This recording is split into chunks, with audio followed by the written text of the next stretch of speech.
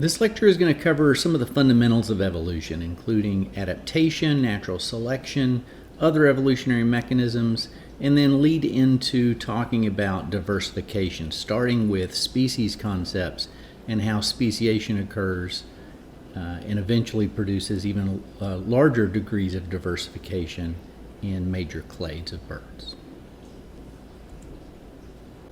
So let's first talk about natural selection and its role in producing adaptations. And birds demonstrate some really amazing adaptations. So think about nocturnal birds like barn owls and the extreme acute hearing that they have for determining where their prey are and increasing their foraging efficiency. Some of the diving birds like emperor penguins that have some really bizarre modifications of their physiology to allow them to dive deep and stay underwater for very long time periods. Despite their really high metabolism, they can stay underwater for more than 10 minutes. The photograph here is of a bird called a potu, and potus demonstrate some amazing camouflage, so it's looking like just the broken off stub of a branch. Both morphologically and some of its behaviors accentuate this camouflaged appearance. Soaring birds have mechanisms, anatomical mechanisms where they can lock their wings into place while they're held out, and that reduces their need to use muscles and the associated energy with that during soaring flight.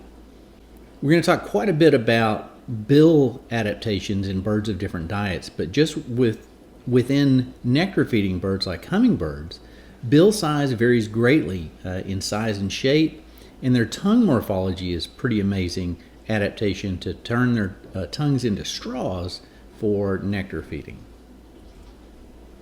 So, what is an adaptation and how is it related to natural selection?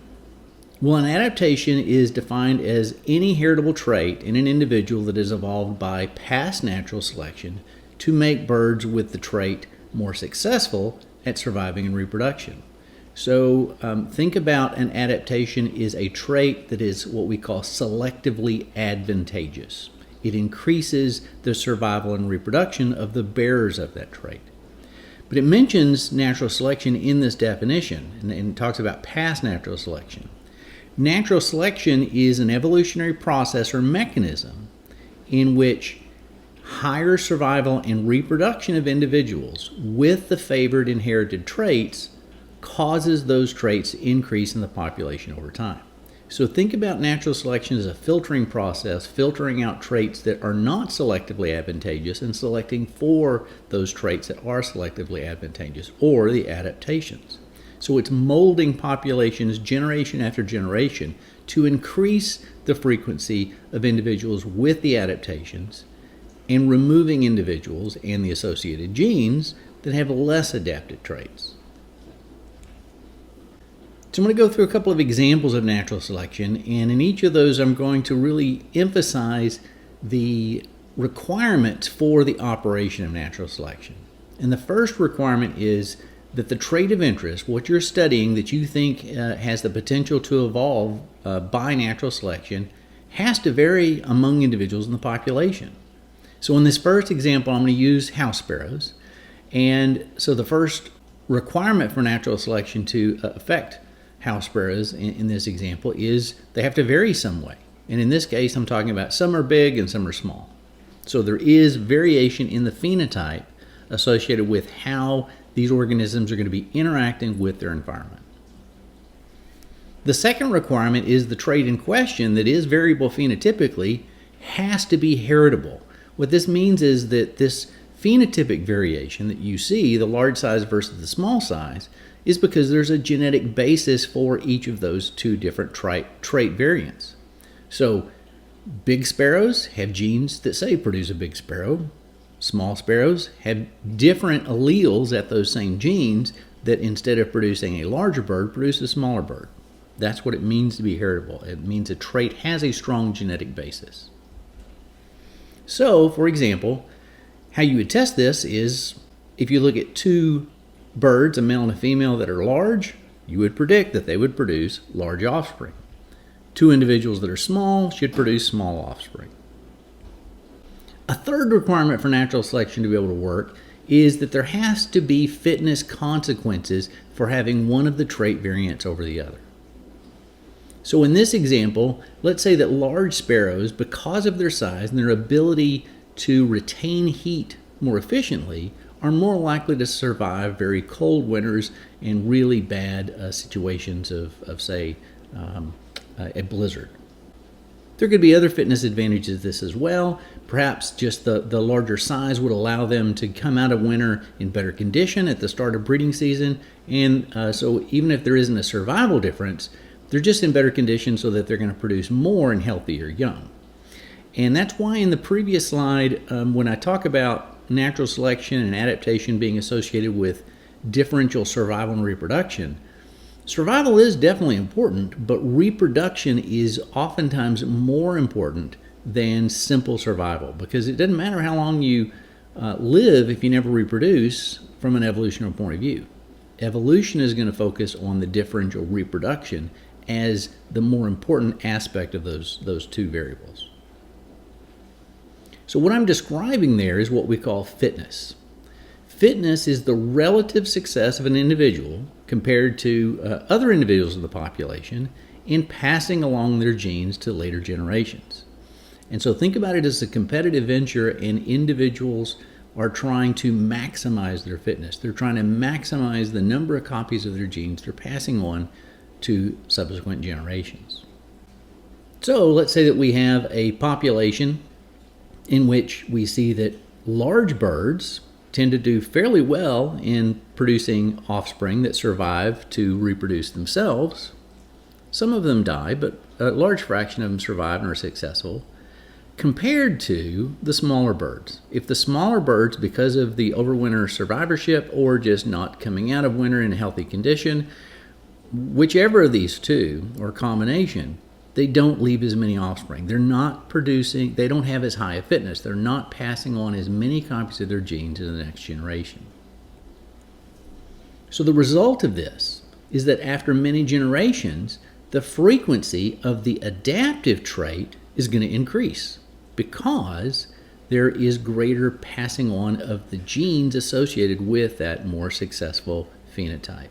So in this case, by the way I set up the example, if larger birds have larger fitness, after a number of generations, the population is going to be occupied primarily by those birds with the larger phenotype associated with the alleles that produce that phenotype. This is an example of what we call directional selection. In this example that I gave you, the larger the bird, the more likely it was to have high fitness. And so we're going to have a generation after generation predicted direction of movement of how the population is going to change generation after generation. All right, well, let's give another example.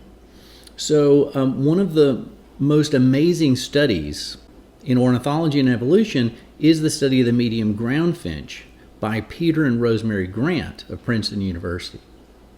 So one of the things that they have been measuring is bill size in these medium ground finches in the Galapagos Islands on this one small island. So if natural selection is going to have the potential to change bill size in an adaptive manner, because some forms are more adaptive than others, what are the requirements for that to happen? Well, remember, the first requirement is the bill size has to be variable. So they capture all the birds on this little bitty island. In this case, in this year, they were able to catch 751 birds, and that is, in this year, the bulk of the population. And we see that the average beak depth, kind of how tall the bill is, just under 9.5 millimeters. But it ranges as short to those that have really squatty bills, about 6 millimeters, to some, this one individual way out here, about 14 millimeters. So we're only talking about millimeters of difference, but there is quite a bit of range. So it is clearly variable. But is this phenotypic variation based on genetic differences as well? Are there different alleles associated with production of different bill shapes? Well, one way to test that is to do a heritability study, where you look at the mid-parent bill size and how that relates to the offspring bill size. And there should be a nice, strong, positive correlation here. And that's exactly what we see in both 1976 and 1978 data. The fact that the one year is higher than the other is not related to heritability, it's related to past selection pressures, is what we're going to see here in a little bit. What indicates that there is consistent genetic basis for this is the fact that the slope is both close to 1, right? It's a positive slope here, such that large-billed individual parents produce large-billed offspring and short-billed individual parents produce short-billed offspring. And the slope of that line in both these years is the same. Well, now let's get to the filtering process. This is really kind of the most kind of interesting part of natural selection. Does it matter what bill size you have?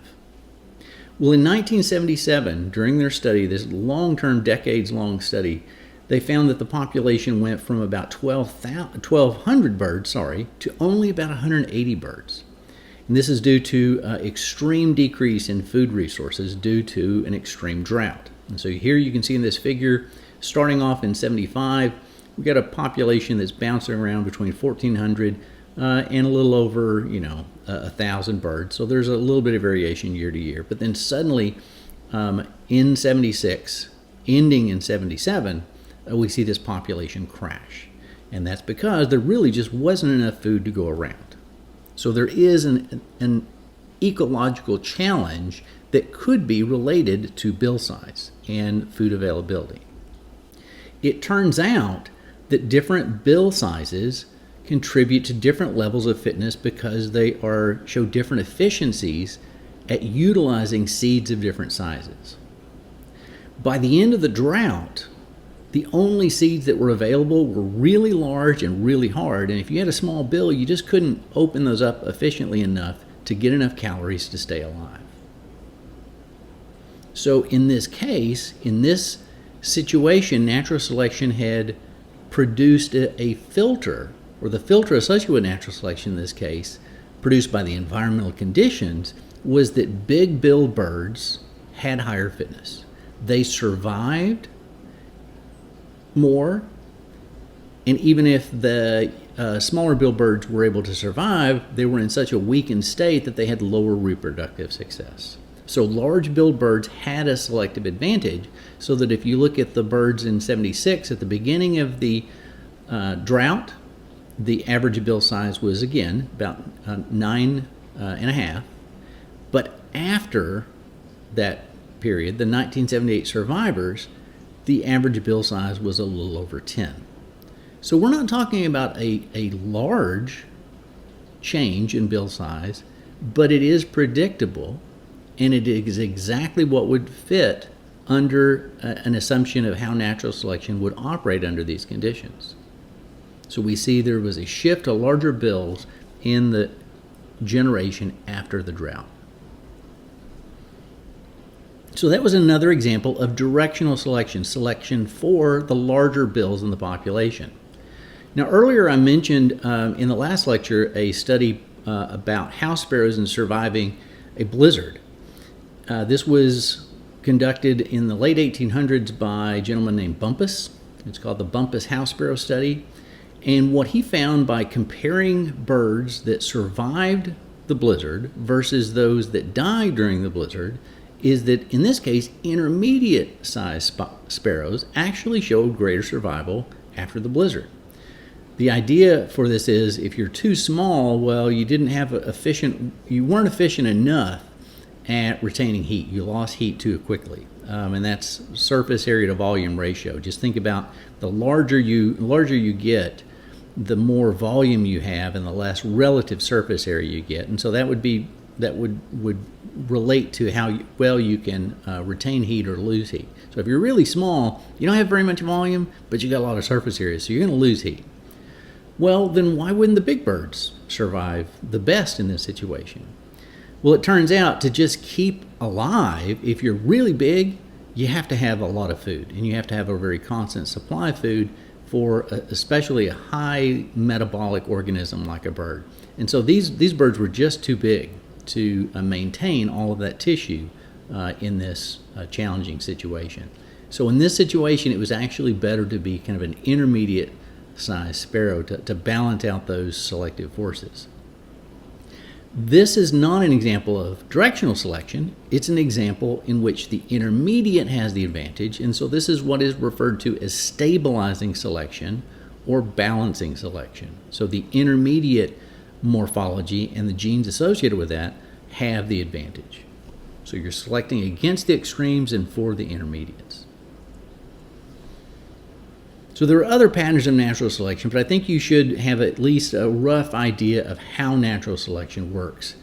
Now, humans do something that's analogous to natural selection called artificial selection.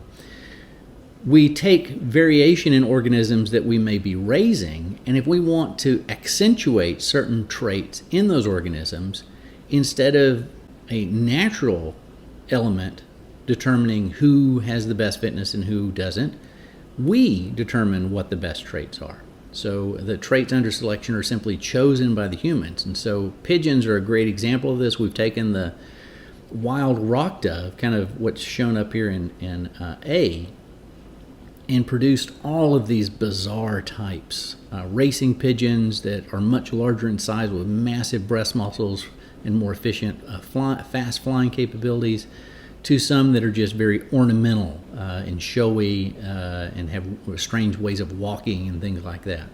It's similar to what we've done with dogs, obviously.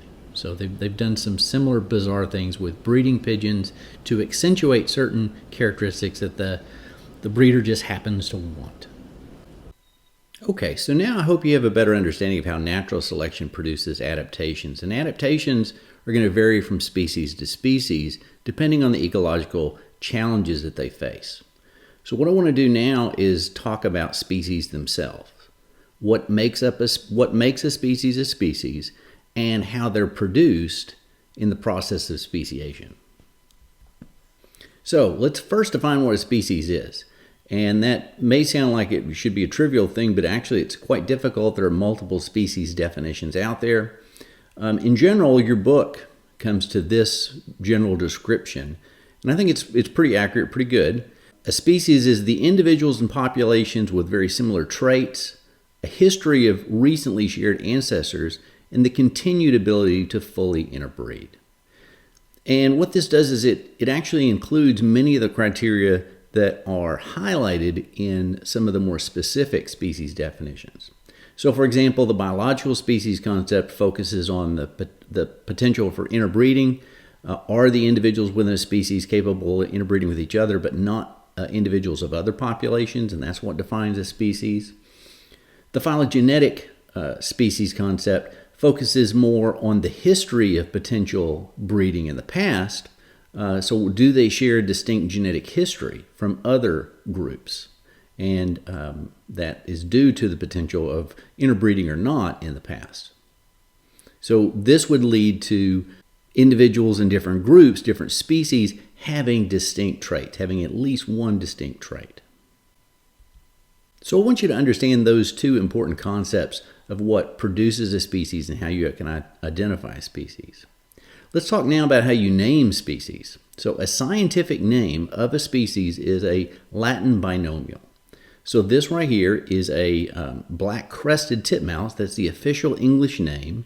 There is a body of scientists that work to make sure that there is common official names associated with all birds. And that's fairly unusual in a different taxa. Birds are the only ones that I know that's pretty well regulated.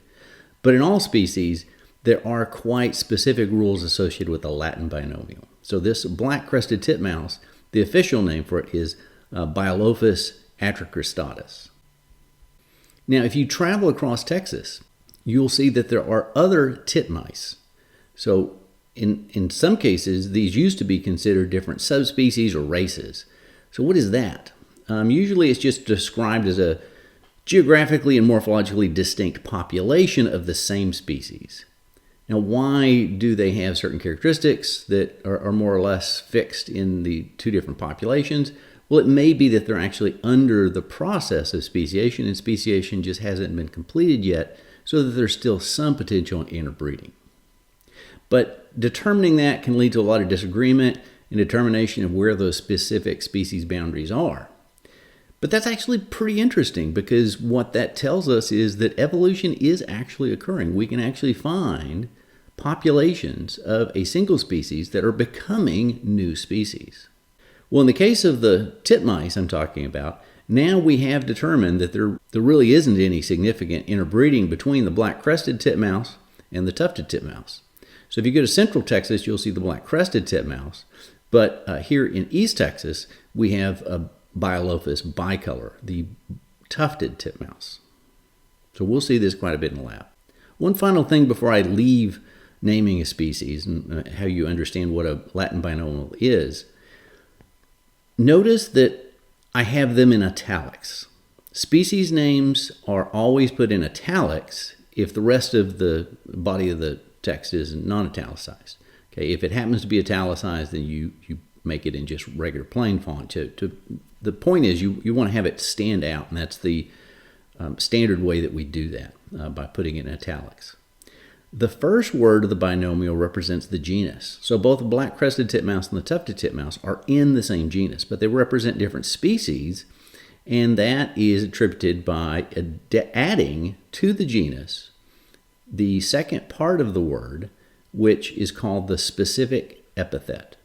So atricristatus is the specific epithet for black-crested titmouse, and for the tufted titmouse, it's bicolor. But for the appropriate full species name, you have to add both the genus and the specific epithet. So the case of these two titmice is a case of what we call taxonomic splitting. And as we're getting better at determining the genetic differences by using more modern DNA technologies, this is becoming fairly common among a variety of groups. So for example, what used to be just referred to as the winter wren, shown up here in A, had a really broad distribution, but if you now look at the genetic distinctions, there are clearly three different populations that are completely non-interbreeding with the others, and so we have broken these up into three different species. The winter wren, which is shown in the purple, and then the two other species that have been split from this, the Eurasian wren, which is in the green, and then the Pacific wren that is shown in kind of the orange. Now, sometimes the degree of population differentiation and population isolation can suggest the formation of many, many species. So it can lead to what some people call oversplitting. And so the question is, are these just distinct populations that may become species in the future if they don't interbreed? Or is there some potential for them to interbreed in the past, and this population distinctions you're seeing right now are just kind of a temporary pattern that we're finding? So a good example of this here, shown here in this figure, is the white-browed brustfinch species complex. Where do you make these limits? I mean, you can see there is a huge range of morphological differentiation and some degree of genetic distinctions, but there appears to be at least some potential interbreeding between some of these groups. And so it can lead to some confusion of where you draw these species lines. But again, as an evolutionary biologist, I find that fascinating, because that right there is evidence that evolution is occurring. So we've talked about what a species definition is, but what is the process by which you get new species? And that is called speciation. So it's the process of forming what we call sister species from a common ancestral species. So here's a very simplified phylogeny. And if we look at the base of this, the red branch, that's the common ancestor for all of the descendant species. And the first speciation event is indicated by that lowest node. A node is where two branches come together. So we have two speciation events shown in this phylogeny. The first speciation event created species B and C, and subsequently species C speciated again to produce species D and E in the green branches. Now once that happens, species C technically exists no more. It has been split into these two new species, D and E. Well, what causes these two new branches to form? What really are the mechanisms associated with speciation? Well, the mechanisms have to center around some form of reproductive isolation. Usually this is accomplished through what is called allopatric speciation, where we see isolation of populations from an ancestral species that are no longer able to breed because they are physically isolated from each other. And that leads to them forming two new species. So, if we look up here on the right, we see that the original population is occupying the same geographic area, so they're all in contact with each other, potentially interbreeding, sharing all their genes, and so it is a single species. The initial step of speciation is somehow forming a barrier that prevents individuals from the left side from interbreeding with the individuals on the right side. Now, if this barrier is sufficient enough that it does prevent individuals from interbreeding, crossbreeding across this barrier, we have achieved reproductive isolation. And if that reproductive isolation occurs long enough, we're going to see the evolution of different adaptations, different mutations accumulating and being fixed in the different populations, different patterns of gene flow and genetic drift. We'll cover some of this in a little bit, but it's going to cause genetic differentiation and potentially morphological and behavioral differentiation between these two new species, such that if that geographic barrier collapses and these two new incipient species have the potential to contact each other again, if they're no longer capable of breeding, well, they are still reproductively isolated now, and we have completed the process of speciation. So there are two basic forms of allopatric speciation. Dispersal is one mechanism, and vicariance is the other. So dispersal is what it sounds like. We have some individuals from the original population, maybe a large continental population, just a few of those individuals make it to a new habitat, a new island. They're dispersing to this new area, and they set up this new population that becomes reproductively isolated then because of this geographic barrier after this one-time dispersal event. And this can lead to this speciation process. So that's allopatric speciation through dispersal, one-time dispersal. You can also have a situation where the original population, the individuals don't move, but something happens that puts a geographic physical barrier between individuals and two subpopulations. So this is vicariance. So perhaps the habitats change such that an island of habitat is formed kind of on the edge of the main part of the population of the original species, but now we have this island of habitat where individuals can't meet up with individuals in the other population, and so they have become reproductively and geographically isolated.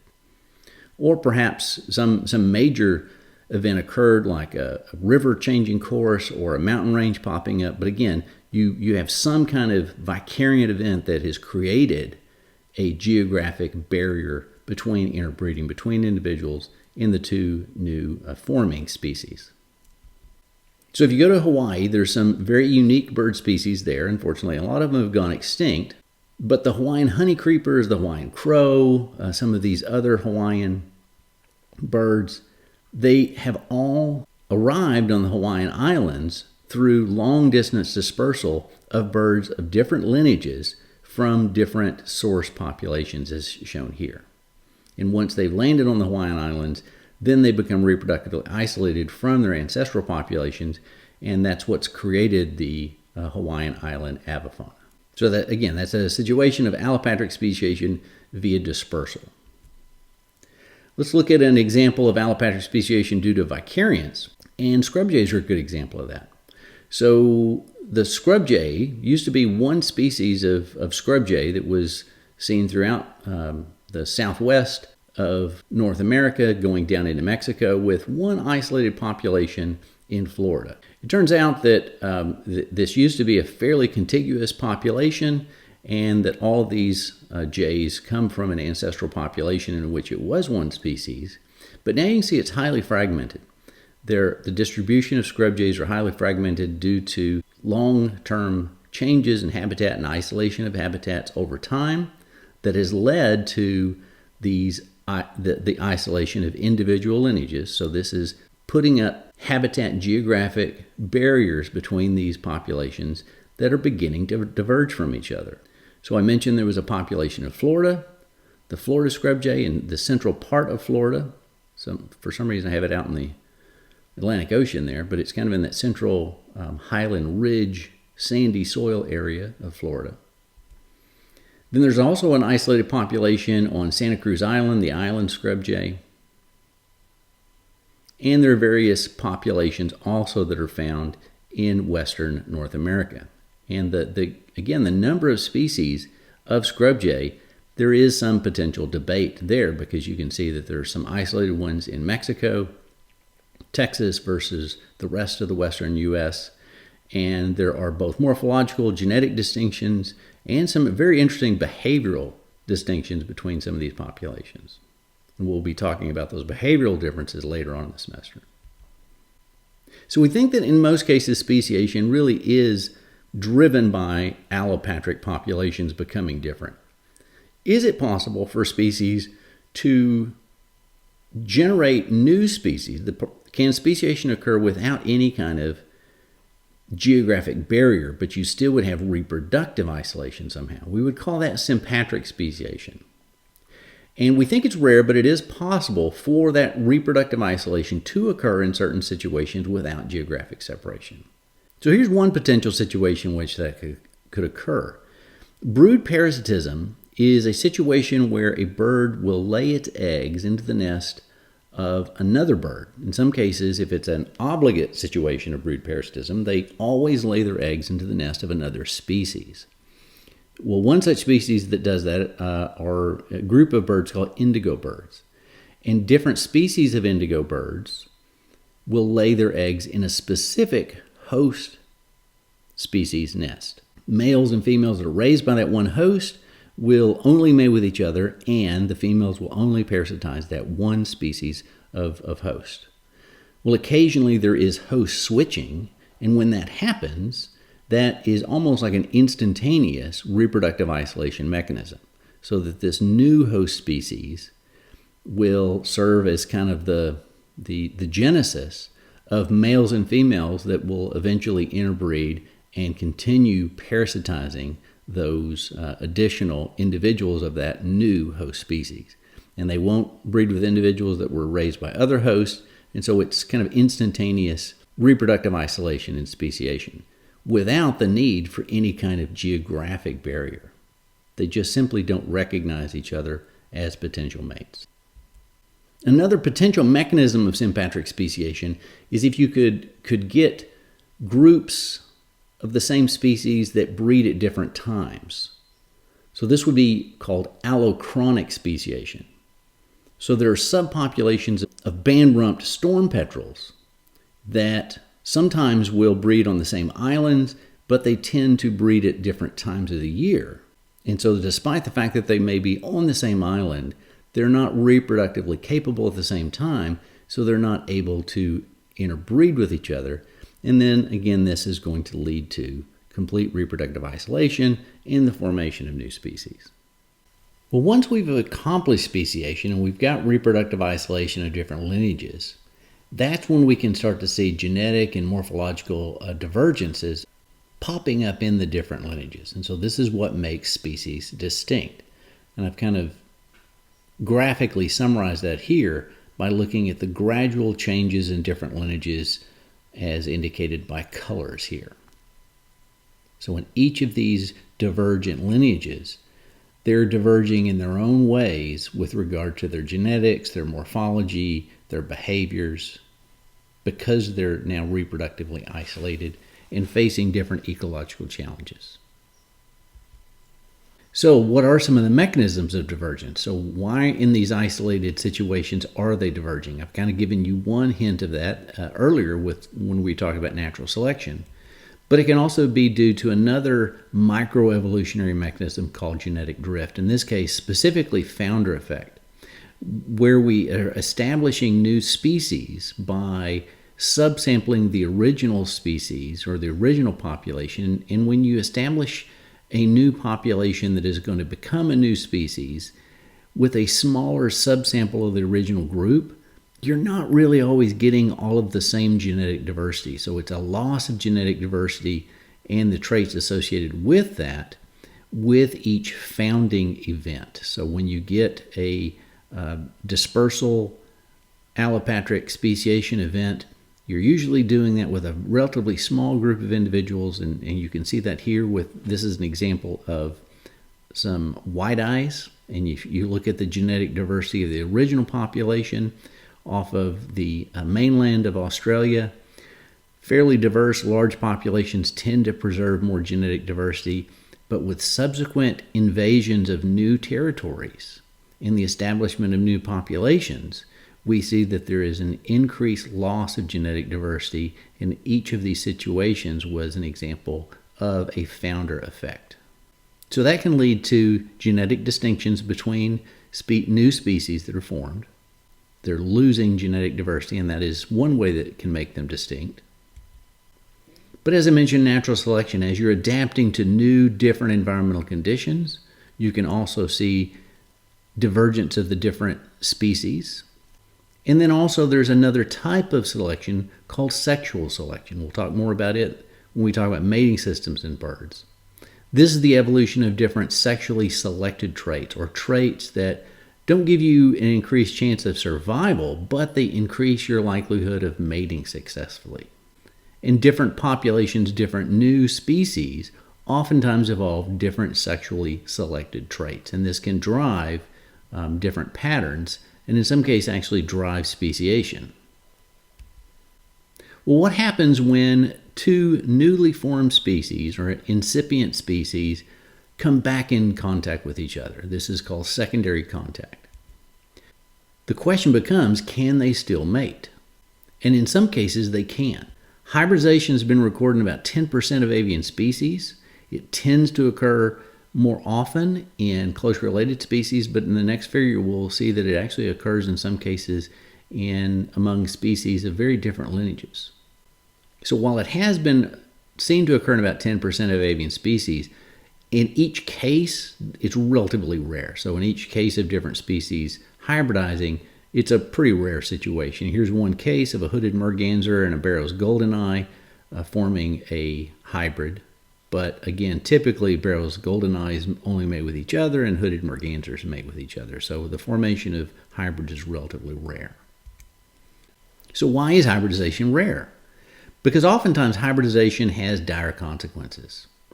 Sometimes this takes the form of what we call post-mating or zygotic isolating mechanisms, such as hybrid inviability or hybrid sterility, meaning the hybrid offspring that are formed don't live to reproduce, or if they do live, they are reproductively incapable because they're sterile. And if this is the situation, there should be selection to prevent individuals of both of these parent species from mating with each other because they're not getting any fitness. Remember, the goal of all organisms is to pass on as many copy of genes as possible, and hybridization would be a maladaptive way of trying to do so. But again, the consequences vary with regard to hybridization. The more closely related the species, the greater the potential to actually produce fertile offspring. And subspecies, remember the definition of a subspecies is really, what may have been in the process of speciation, but there isn't reproductive isolation. So if you're still forming fully fertile offspring, you don't have species yet. And even in some cases of species, you can form fertile offspring. And we'll talk about the potential long-term effects of this, depending on the frequency of it. But as you get to different lineages farther away from each other, as far as their genetic relatedness and the time since isolation, you see that there's typically greater and greater problems with fertility and inviability. So as I mentioned, hybrids can be sterile, they can be inviable, but sometimes they can be produced and have problems, but more subtle problems. So for example, if the hybrids don't have the same evolutionary adaptations from a natural selection or a sexual selection point of view, they may be able to live and they may be able to reproduce because they can produce gametes, but if they can't convince another individual to mate with them, they might as well be sterile.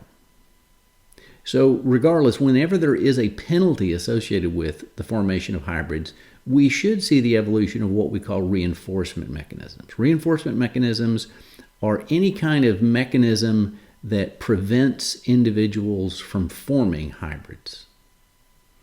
This can take the form of what are called pre-mating or pre-zygotic isolating mechanisms. So, for example, ecological or habitat isolation.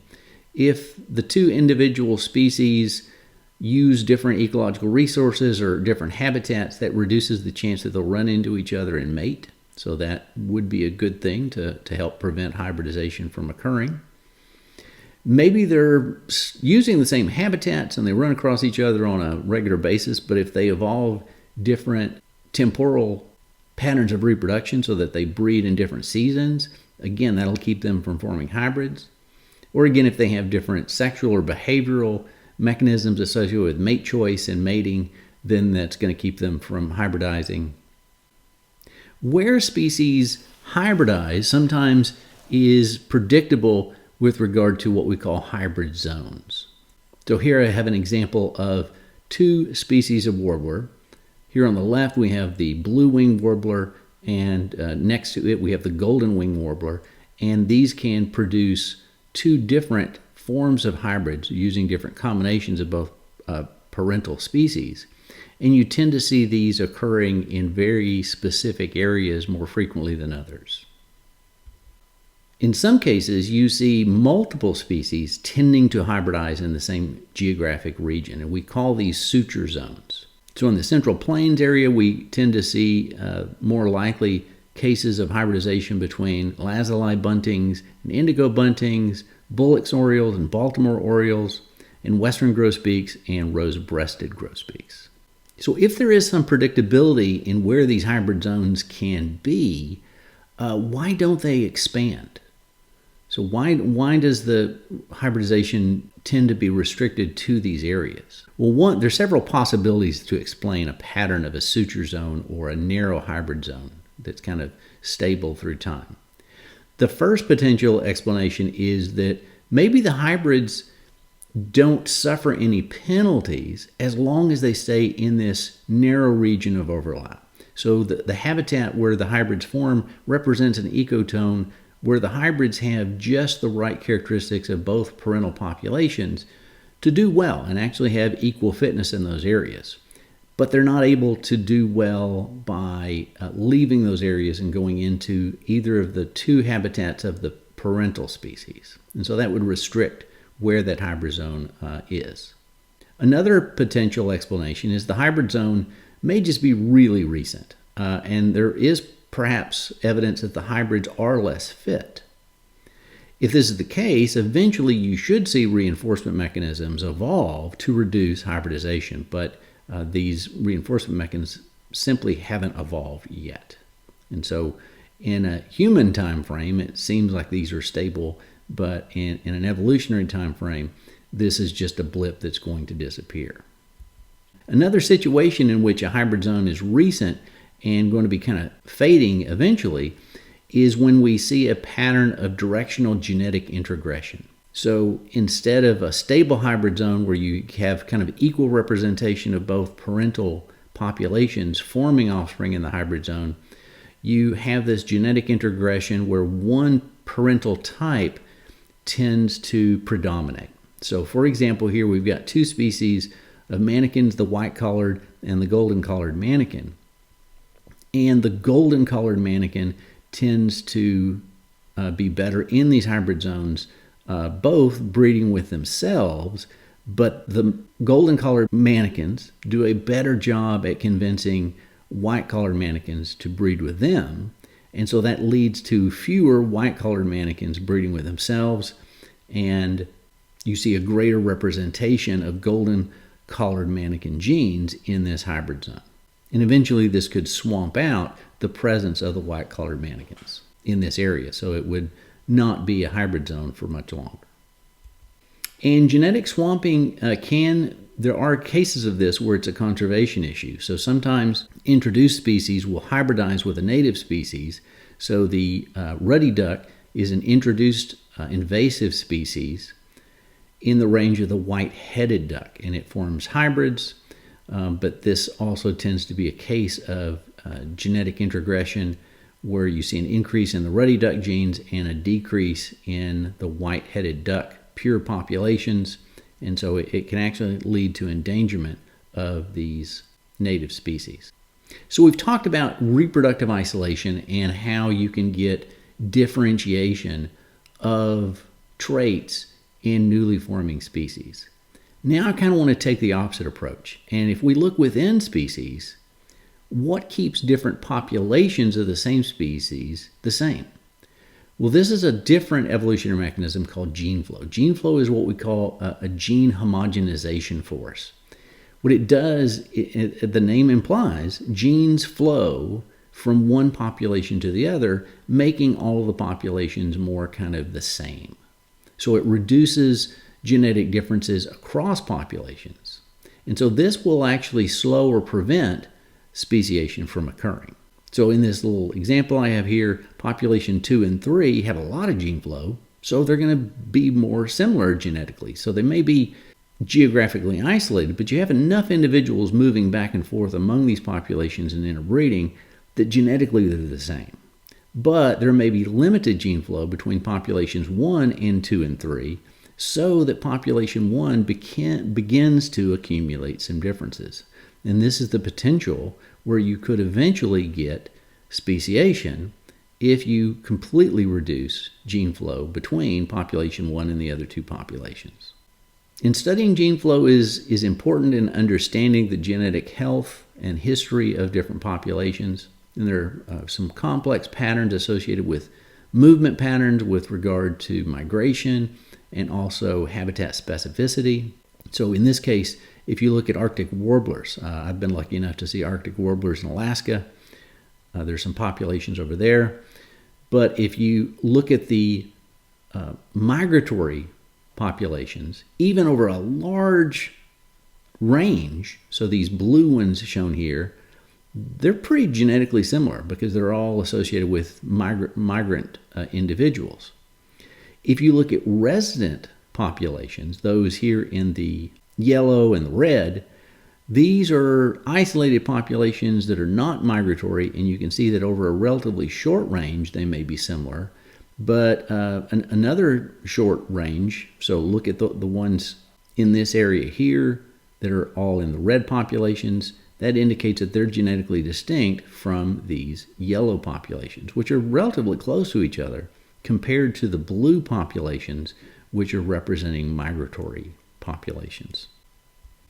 So as I mentioned, gene flow in habitat-specific individuals that don't move much, gene flow is greatly reduced in those populations, and so you tend to get more genetic differences among these populations. And the farther apart they are from each other, the greater the genetic differences. And that's shown here with these white-starred robins. You can see each of these little outlines is indicating disjunct populations that have genetic differences from their neighboring populations.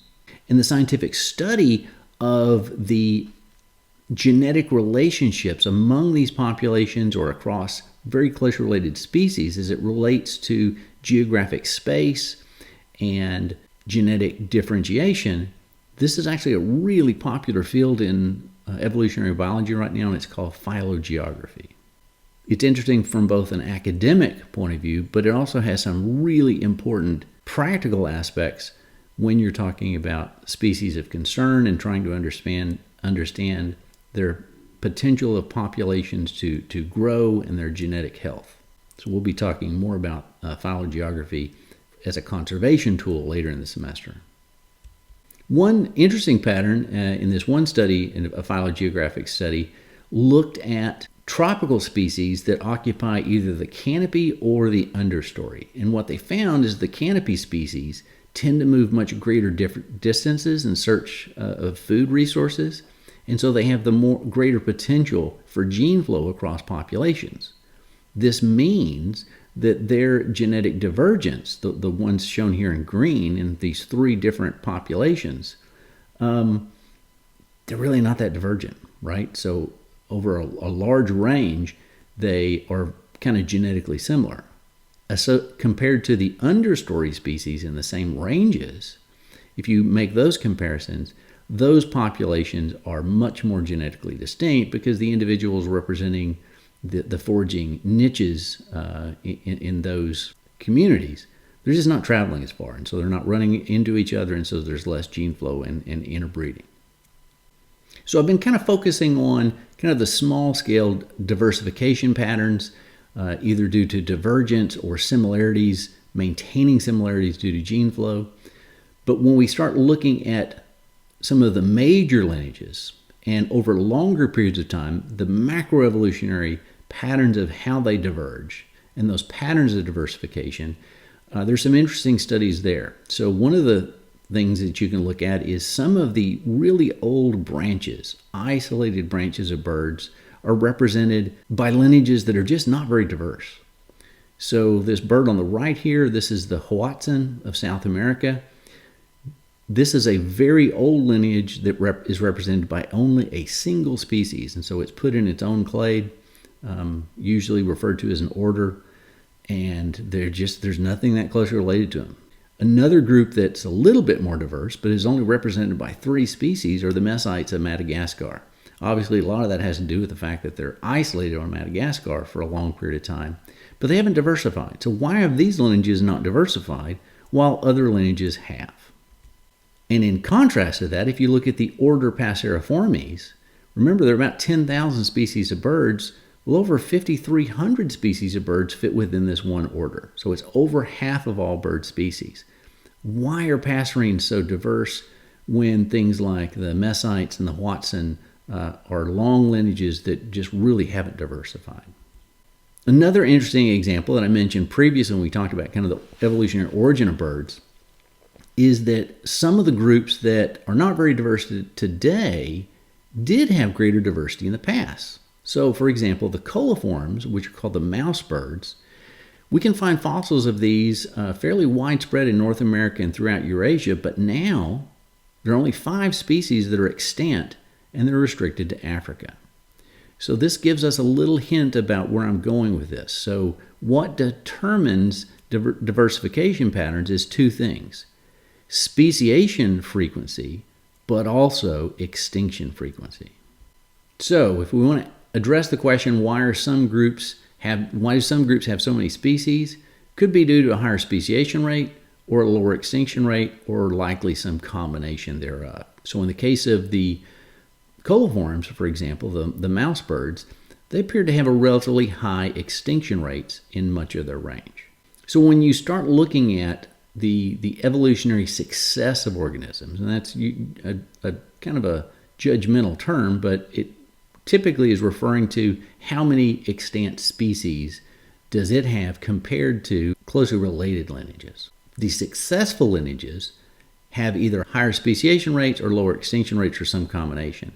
And this may be due to them having some key innovation that leads to their what we call adaptive radiation. So what is a key innovation? A key innovation is a newly evolved trait that's unique to a lineage that allows them to take advantage of some ecological opportunities that gives them greater lineage diversification over time.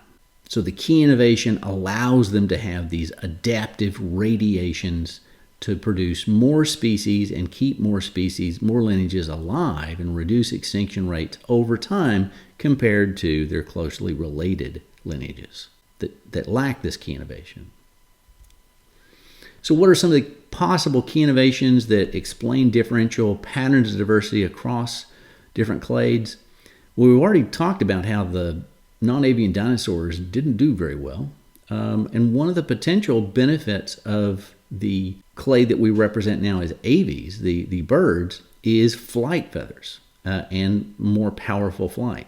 So that is a key innovation that has allowed birds to diversify relative to the extinct dinosaurs.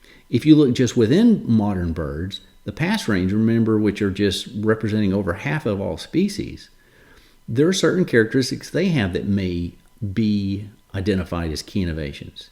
One, just their perching foot mechanism allows them to grab hold of a branch and sleep at night without using energy to perch in a relatively safe place at night. They also have much more complex nest building behaviors that allows them to nest in areas that may reduce predation. We'll talk about both these mechanisms later in the semester. And on a smaller scale, using this phylogeny here, if you look at the white eyes in the genus Zoostrops, they have produced a lot of lineages compared to the closely related clade.